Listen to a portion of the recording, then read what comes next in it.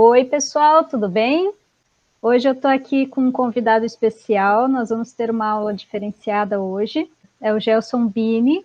O Gelson ele é mediador de literatura, contação de histórias, ele tem assim, uma arte maravilhosa relacionada a essa área, e já é nosso parceiro, grande amigo há longas datas da Escola Valdete, já tem trabalhado bastante com a gente em anos anteriores, e vocês talvez ainda não conheçam ele, porque estão no 7º ano, né? Ele fez toda uma trajetória nesses últimos anos, que ele vai partilhar alguns desses momentos hoje conosco.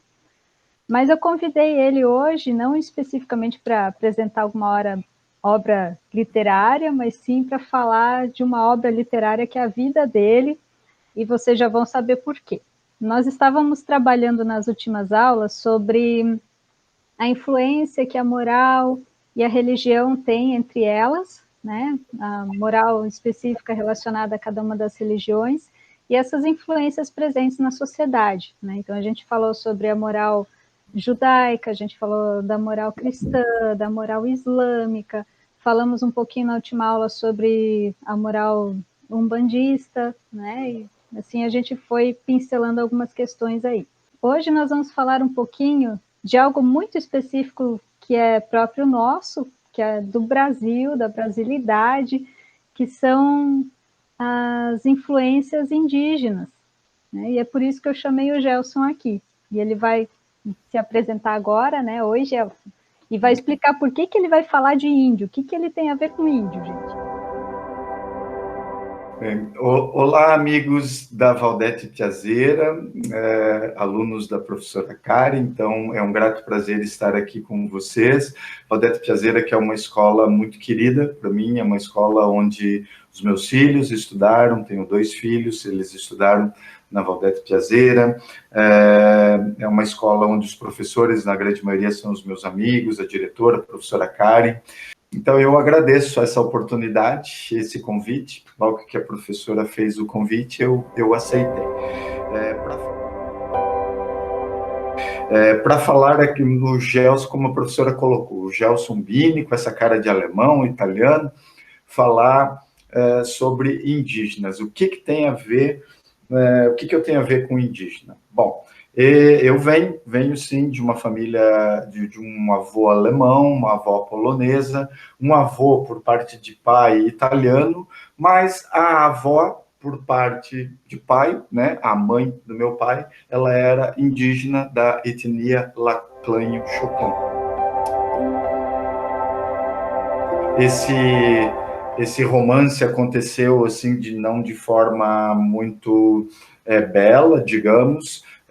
A minha avó, ela foi capturada, ela foi, como na maioria dos processos no Brasil, vocês sabem, desde a chegada dos portugueses, né, introduzindo a sua religião, eles achavam que os indígenas eram selvagens, que os indígenas precisavam ser catequizados, e o fizeram.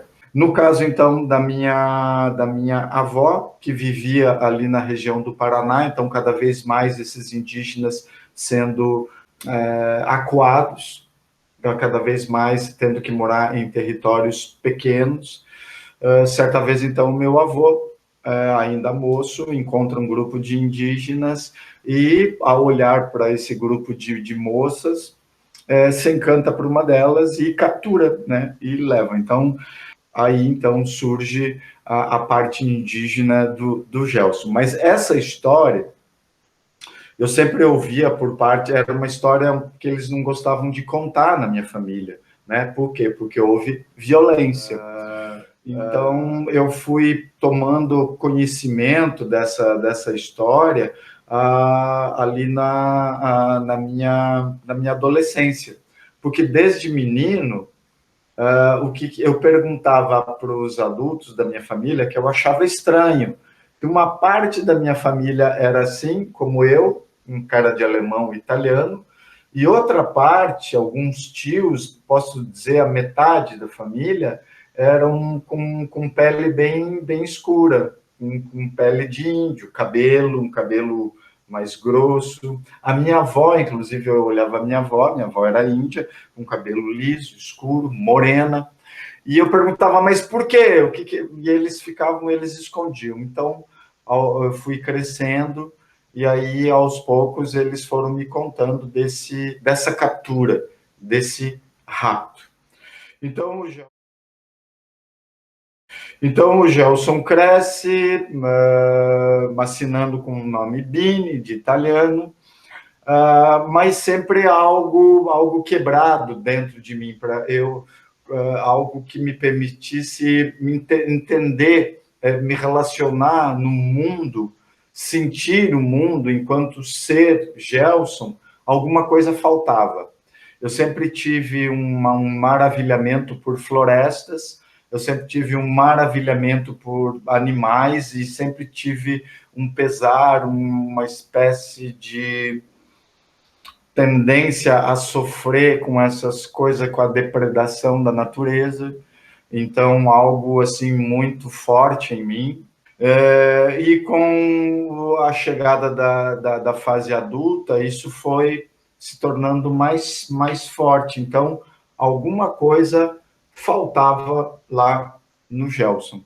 E aí, então, eu me torno um leitor de mundo, digamos assim, com a prática da leitura, da contação de história, eu começo a entender melhor outros povos e começo a entender melhor, entender um pouco mais do universo indígena. E aí, então, sabendo dessa história, eu entendo que eu precisava fazer um mergulho, um resgate dessa parte indígena que eu desconhecia. Então, em 2018, eu vou até o Rio de Janeiro. Lá existem várias comunidades indígenas. Lá eu vou morar numa região de floresta, no Rio de Janeiro, uma região chamada Muriqui, numa região onde morou Darcy Ribeiro, antropólogo, educador, uma pessoa que estudou muito a nossa história, que eu recomendo a vocês que mais à frente vocês leiam O Povo Brasileiro, do Darcy Ribeiro.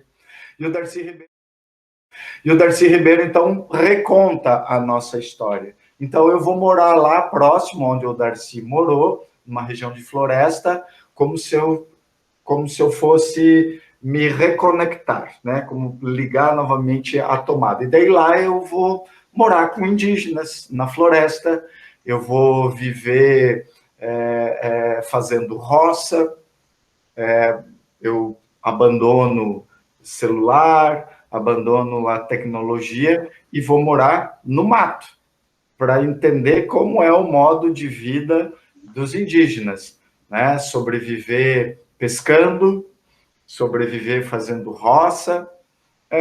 Lá a caça já não é mais possível, porque, sim, ainda tem alguns animais pequenos, mas dentro de um entendimento que esses animais estão em extinção e que ali esses animais não são em abundância, que eles precisam sobreviver, assim como nós. Então, a gente optou pela não caçar esses animais. Então, lá eu vivia na roça. A gente também passou a trabalhar com as abelhas, também num processo de preservar, cuidar das abelhas, entendendo que as abelhas são importantes. Então, assim, eu vivi quase um ano tentando essa reconexão. E lá sobrevivendo, convivendo com alguns indígenas da etnia Funiô, que vivem hoje no norte do Brasil, em específico em Pernambuco, em Águas Belas. Então, tendo essa reconexão com essa parte indígena, então eu pude entender até alguns sentimentos meus enquanto criança, enquanto adolescente, o porquê. Às vezes eu chorava muito quando eu via algum animal morto, ou quando eu via alguma notícia de depredação. Então eu entendia que era essa parte indígena dentro de mim sofrendo. Bom, então, tendo esse entendimento, e aí eu vou estudar um pouquinho sobre essa parte indígena, mais específica da minha etnia, chamada Laclanho-Xoclen. Os Laclanho-Xoclen, no passado, eram povos que você encontrava do Rio Grande do Sul até São Paulo. Mas com a chegada dos colonos, específico, aqui em Santa Catarina, eles habitavam do Planalto, ou seja, da região de Lages, Urubici, a região ali também do Vale do Itajaí, né? Rio do Sul, Vitor Meireles, José Boité, Doutor Pedrinho, toda essa região, mas também uma boa parte do litoral convivendo com os guaranis. Havia disputa de território, mas eles conseguiam, de certa forma, conviver. Também no Paraná, ali na região do oeste do Paraná, então, onde a minha avó vivia, na região ali de Guarapuava, na região de Cascavel, Foz do Iguaçu, uma região chamada Boa Ventura, não sei se existe ainda. Bom, enfim. Mas com a chegada dos colonos, ali no século XIX, esses povos foram sendo acuados, foram sendo dizimados. No Rio Grande do Sul, foram todos dizimados. A primeira forma de dizimá-los, as doenças. Quando os homens brancos, o colono chega aqui, e aí tinham os jesuítas, as catequeses, esses indígenas, eles foram todos contaminados, e como eles não tinham vacina para lidar com essas doenças, foram todos mortos. Também outra forma de extermínio é que logo que os colonos chegaram aqui, eles não se adaptaram. Antes da colheita, eles tinham que comer. Então, eles passaram a disputar a caça com os indígenas, com os Laclanho e Xoclen. E aí, então, como os indígenas, os Laclanho e Xoclen, percebendo que a sua caça, que a sua pesca estava sendo usurpada, as suas terras, à noite eles tentavam recuperar a sua caça. Então, eles invadiam as casas dos colonos, então, muitas vezes, gerava revolta. Então, o que os colonos começaram a fazer? Por interesse do Estado, alguns homens se denominando bugreiros, porque aí todos esses indígenas não interessavam se era Guarani, se era Laclanho Xoclen, se era Caigangue, tudo era bugre, num termo pejorativo para dizer selvagem, primitivo. E então esses bugreiros, eles eram contratados, eram pagos para assassinar esses indígenas, geralmente em forma de tocaia, à noite.